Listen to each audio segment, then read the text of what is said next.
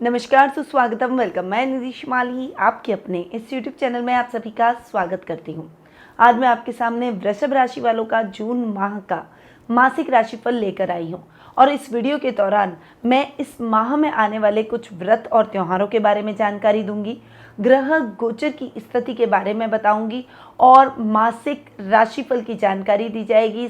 बाद में lucky number और लकी कलर आपको बताया जाएगा और कुछ विशेष उपाय आपको इस माह में करने के लिए दिए जाएंगे। तो सबसे पहले आते हैं इस माह में आने वाले व्रत और त्योहारों पर। सबसे पहले 4 जून को ज्येष्ठ मास की पूर्णिमा का व्रत किया जाएगा। 14 जून को योगिनी एकादशी आ रही है। वहीं 18 जून को आषाढ़ मास की अमावस्या तिथि आएगी और 29 जून को देवशयनी एकादशी आएगी। उसके बाद में मांगलिक कार्यों पर रोक लग जाएगी। तो ये है इस माह के व्रत और त्योहारों की स्थिति। अब बढ़ते हैं आगे और जान लेते हैं इस माह में ग्रह गोचर की स्थिति आपके लिए क्या लेकर आई है। तो सबसे पहले ग्रहों के राजा सूर्य से प्रारंभ करते हैं, जो कि वर्तमान में अपनी सम राशि वृषभ में विराजमान है और 15 जून को वे अपनी मित्र राशि मिथुन में प्रवेश कर जाएंगे। बुध ग्रह की बात करें तो वे वर्तमान में अपनी मित्र राशि मेष में विराजमान है। 7 जून को वृषभ में और 24 जून को अपनी खुद की राशि मिथुन में स्वग्रही होकर विराजमान होंगे। मंगल ग्रह की बात करें तो वे इस पूरे माह अपनी नीच की राशि कर्क में विराजमान रहेंगे। शुक्र ग्रह अपनी अति मित्र राशि कर्क में इस पूरे माह विराजमान रहने वाले हैं और मंगल के साथ युति करने वाले हैं। गुरु ग्रह इस पूरे माह अपनी अति मित्र राशि मेष में विराजमान रहेंगे। वहीं शनि ग्रह अपनी मूल त्रिकोण की राशि कुंभ में इस पूरे माह स्वग्रही होकर विराजमान रहेंगे। राहु इस पूरे माह अपनी सम राशियां मेष और तुला में विराजमान रहने वाले हैं। तो ये है इस माह की ग्रह गोचर की स्थिति का हाल। अब बढ़ते हैं आगे और जान लेते हैं वृषभ राशि वालों का जून माह का मासिक राशिफल। अब सबसे पहले मैं आपको बता दूं कि ये जो मैं आपको राशिफल दे रही हूँ ये चंद्र गणनाओं पर आधारित है और आपकी राशि और लग्न दोनों के हिसाब से समान रूप से प्रभावशाली भी है। सबसे पहले आपके राशि स्वामी की बात करते हैं, जो कि हैं शुक्र, जो कि अपने से तृतीय जाकर बैठे हैं। राशि स्वामी यानी लग्नेश का पर्सनैलिटी के भाव के स्वामी का अपने से तृतीय जाकर बैठना ठीक, पर चूंकि त्रिक स्थान में भी बैठे और मंगल अपनी नीच की राशि में है तो मंगल के साथ युति भी करके बैठे हैं, इसलिए मंगल शुक्र की ये युति आपके लिए इतनी प्रभावशाली नहीं रहेगी। थोड़ा सा कामों में अटकाव की स्थितियां आप महसूस करेंगे। आपका इस समय एक विपरीत लिंग के प्रति आकर्षण अधिक रहेगा। इस समय एक्स्ट्रा मैरिटल अफेयर के प्रति सावधान हो जाइएगा, क्योंकि ऐसे आपके साथ में घटनाएं घटित इस माह हो सकती है। आपके परिवार के साथ थोड़ी सी बॉन्डिंग में उतार चढ़ाव देखने को मिलेगा। थोड़ी सी कंफ्यूज वर्क प्लेस पर भी नजर आएंगे और ददियाल के साथ रिलेशन इस समय थोड़े से उतार चढ़ाव भरे आपको देखने को मिल सकते हैं। तो ये समय आपके लिए इतना अच्छा और कल्याणकारी नहीं रहेगा। अब चूंकि शुक्र आपके रोग भाव के भी स्वामी हैं, रोग भाव का स्वामी अपने से दशम जाकर बैठा है और मंगल के साथ में थोड़ा सा पीड़ित हो रखा है, क्योंकि यहाँ पर मंगल है नीच के, इसीलिए रोग भाव का स्वामी मंगल के साथ पीड़ित हो रखा है। आपको अपने जीवन साथी के स्वास्थ्य का विशेष रूप से ध्यान रखना पड़ेगा। वहीं वायरल इन्फेक्शन जैसी समस्याओं के प्रति भी थोड़ा सा सजग होना पड़ेगा, क्योंकि रोग भाव में केतु बैठे हैं, जो कि ऐसे कुछ अकस्मात बीमारियों से आपको घेर सकते हैं। कुछ बीमारी पर, रोगों पर खर्चे भी आपके जीवन में हो सकते हैं। इस माह में आप ऐसे खर्चों से थोड़ा सा बचने के लिए अपने स्वास्थ्य का विशेष रूप से ध्यान रखें। योगा, मेडिटेशन, प्राणायाम से अपने आप को जोड़कर इन खर्चों से आप मुक्त हो सकते हैं। वहीं इस समय आपके विरोधी भी आपके कार्यों में किसी न किसी प्रकार से आपकी छवि को बिगाड़ने का प्रयास कर सकते हैं, आपके सामाजिक मान सम्मान को खंडित करने का प्रयास कर सकते हैं। अतः आपको अपने विरोधियों से भी सावधान रहना ही होगा। तो शुक्र के रिजल्ट आपके लिए इस माह थोड़े से उतार चढ़ाव भरे देखने को मिलेंगे। अब आते हैं आपके धन भाव यानी द्वितीय भाव पर। द्वितीय भाव के स्वामी हैं बुध। जो कि इस माह 2 बार राशि परिवर्तन करने जा रहे हैं। पहले तो वे 7 जून को आपकी राशि में जाकर बैठेंगे और 24 जून को पुनः राशि परिवर्तन कर द्वितीय भाव के स्वामी स्वग्रही हो जाएंगे। तो द्वितीयेश अपने से 12वें पर केंद्र में सूर्य के साथ बुधादित्य योग बनाएंगे। यहाँ पर बुध के रिजल्ट आपको ठीक ठाक देखने को मिलेंगे। धन से संबंधित समस्याएं जरूर आएगी, पर आप फिर भी धन की व्यवस्था कर ही लेंगे। व्यापार में येन केन प्रकारेण आपके काम बनते चले जाएंगे। कुछ नई योजनाओं का आपके द्वारा क्रियान्वयन किया जाएगा। कोर्ट कचहरी के मामलों में आपको थोड़ा सा सावधान होकर आगे बढ़ना होगा। वहीं कुटुंब में आपका मान सम्मान बढ़ता हुआ दिखाई देगा। विशेषकर 24 जून के बाद का समय बुध के रिजल्ट के हिसाब से आपके लिए बहुत अच्छा रहेगा। रोजमर्रा के लाभ में वृद्धि होगी। इस समय आप जो भी मेहनत कर रहे हैं उस मेहनत का यथेष्ट फल आप प्राप्त करते हुए दिखाई देंगे। वहीं आपके सपने पूर्ण होंगे।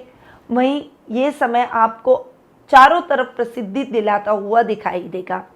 रिसर्च, अनुसंधान, मीडिया से संबंधित अगर आप काम कर रहे हैं, पत्रकारिता के क्षेत्र में अग्रणी योगदान दिखा रहे हैं, तो 24 जून के बाद का समय आपके लिए सफलताओं को दुगना कर देगा, आपकी मेहनत को सफल बनाएगा। तो बुध के रिजल्ट आपके द्वितीय भाव के हिसाब से आपको बहुत अच्छे मिलेंगे। अब आते हैं पंचम भाव पर। पंचम भाव का स्वामी अपने से नवम जाकर बैठा है।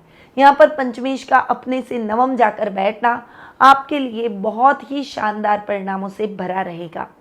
यहाँ बुध के रिजल्ट आपके करियर को बढ़ाएंगे, करियर के ग्राफ को ऊपर ले जाते हुए दिखाई देंगे। कॉमर्स के स्टूडेंट को विशेष रूप से बड़ी सफलता मिल सकती है। इस समय आपके माता पिता आपके ऊपर प्राउड फील करते हुए दिखाई देंगे। वहीं बुध जब 24 जून को अपने से एक घर आगे और अपने ही घर में यानी धन भाव में स्वग्रही होकर बैठेंगे, तब भी बुध के रिजल्ट बहुत शानदार आपको देखने को मिलेंगे। इस समय आईटी फील्ड से जुड़े हुए काम द्रुत गति से संपन्न होंगे।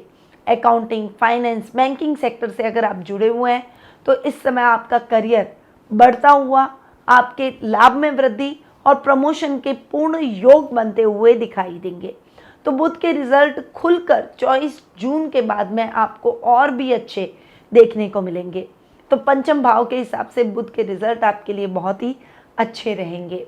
अब आते हैं आपके तृतीय भाव पर।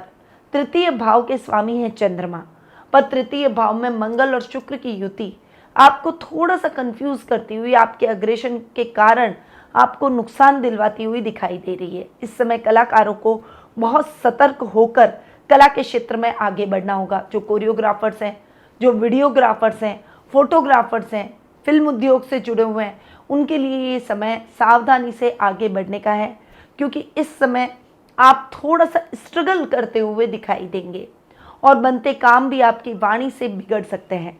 आपको अपनी वाणी पर वर्क करना होगा। बोली को आपको बहुत ज़्यादा सावधानी से बोलना होगा, क्योंकि आपके शब्द आपके कार्यों में व्यवधान डाल सकते हैं। इसीलिए शांति से तोल मोल कर बोलें और बहुत ज़्यादा जल्दबाजी में किसी भी कार्य को न करें।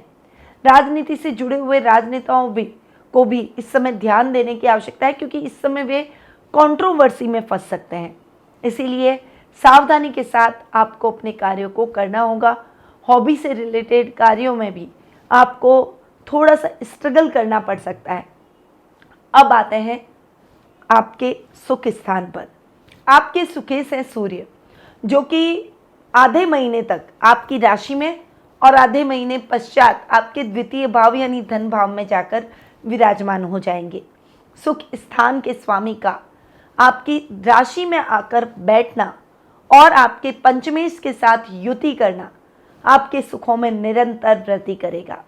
इस समय आप इलेक्ट्रॉनिक के क्षेत्र में सफलता प्राप्त कर सकते हैं, या फिर अगर कोई गवर्नमेंट जॉब के लिए आप ट्राई कर रहे हैं तो ये समय आपकी सफलता को दुगना कर सकता है। इस समय आप कोई गवर्नमेंट के साथ मिलकर कोई टेंडर गवर्नमेंट में पास करवाना चाहते हैं तो वो भी कार्य आपका संपन्न होता हुआ दिखाई देगा। घर में कोई बड़ा इलेक्ट्रॉनिक आइटम आप खरीदते हुए दिखाई देंगे। वाहन के ऊपर भी आपका खर्च हो सकता है, परंतु ये खर्च आपकी प्रसन्नता में वृद्धि करेगा। वहीं किसान वर्ग, पशुपालन से संबंधित जो लोग काम करते हैं, उनके लिए भी ये समय उत्तम लाभ की परिस्थितियां लेकर आएगा। भूमि, भवन, वाहन जैसे सुखों से आप परिपूर्ण रहेंगे और आपको अपनी माँ का पूर्ण सहयोग इस माह देखने को मिलेगा। तो सूर्य के रिजल्ट आपको ओवरऑल इस माह बहुत ही अच्छे मिलेंगे, चाहे वो धन भाव में बैठे या फिर आपकी राशि में। सूर्य आपको अच्छे परिणामों से परिपूर्ण करेंगे। अब आते हैं आपके 7th हाउस पर, यानी सप्तम भाव पर। सप्तम भाव के स्वामी हैं मंगल, जो कि आपके खर्च भाव के भी स्वामी हैं और पराक्रम भाव में नीच के हो रहे हैं। मंगल का त्रिक स्थान में जाकर बैठना ठीक, क्योंकि मंगल खुद एक क्रूर ग्रह है, वहां पर नीच के होकर बैठे तो त्रिक स्थान के में अगर मंगल बैठे नीच के होकर तो वो त्रिक स्थान के हिसाब से ठीक है, पर यहाँ पर सप्तम भाव के हिसाब से आपको रिजल्ट इतने अच्छे नहीं मिलेंगे।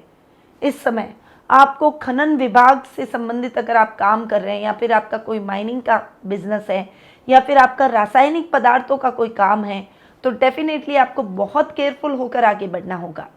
इस समय आपके कामों में आप सफलता प्राप्त करने के लिए आपको मेहनत अधिक करनी पड़ेगी।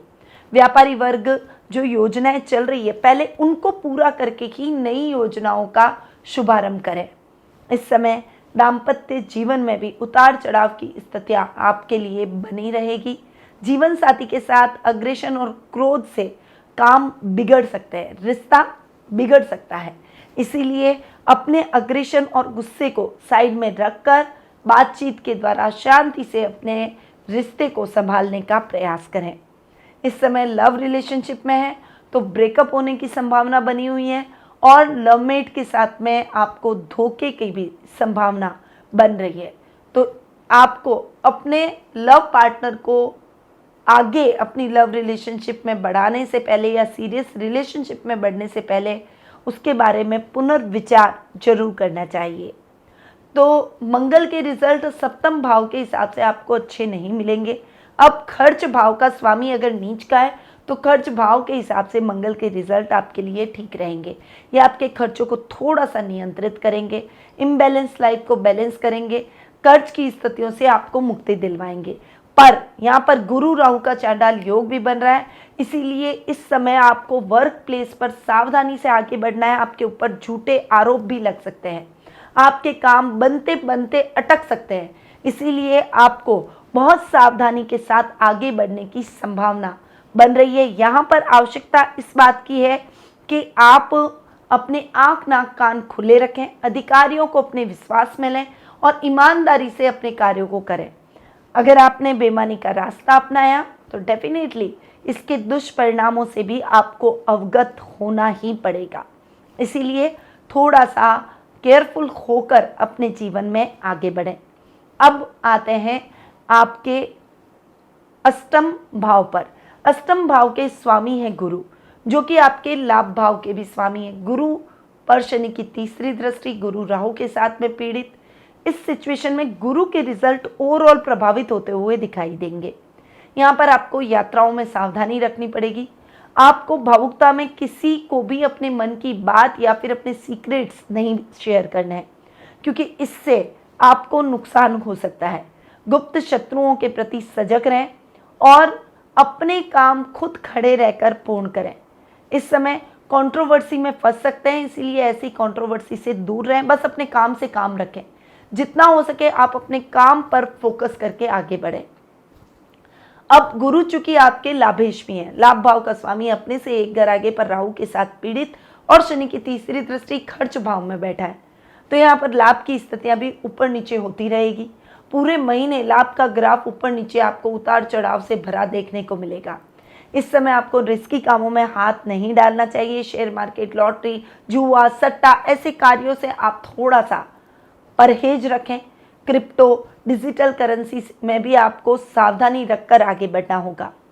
इस समय आपको अपने मित्रों में भी चयन सोच समझकर करना पड़ेगा कि आपके लिए कौन से मित्र वास्तव में हितैषी हैं और कौन से नहीं।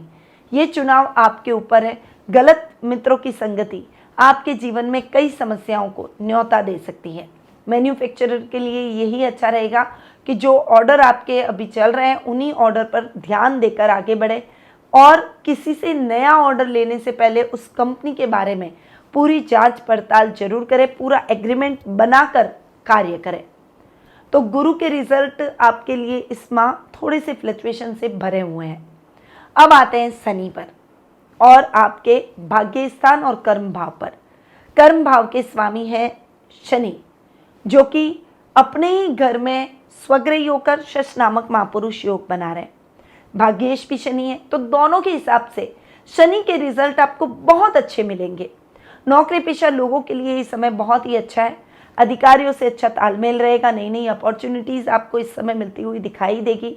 अगर आपके कार्यों में बाधाएं और कठिनाइयां चल भी रही है तो उसका हल भी आप जल्दी ही ढूंढ लेंगे। लीडरशिप की क्वालिटी आप में आ जाएगी। टीम वर्क की तरह आप काम करेंगे तो डेफिनेटली आप समय से पहले ही अपने लक्ष्य को भी हासिल कर लेंगे। प्रमोशन, इंक्रीमेंट के फुल योग आपके इस समय बनते हुए दिखाई देंगे। और जो छात्र छात्राएं जुडिशरी की तैयारी कर रहे हैं, वकालत कर रहे हैं, एलएलबी कर रहे हैं, उनके लिए ये समय शानदार परिणामों से भरा रहेगा। यदि आपने कोई एग्ज़ाम दे रखे हैं और उसका रिजल्ट इस महीने आना है तो वो रिजल्ट आपके लिए बहुत ही बेहतरीन परिणामों से भरा रहेगा। तो शनि के रिजल्ट आपको ओवरऑल बहुत अच्छे मिलेंगे। आध्यात्मिक कार्यों में आपका मन अधिक लगेगा और सामाजिक मान सम्मान की प्राप्ति करेंगे। तो ये है वृषभ राशि वालों का जून माह का मासिक राशिफल।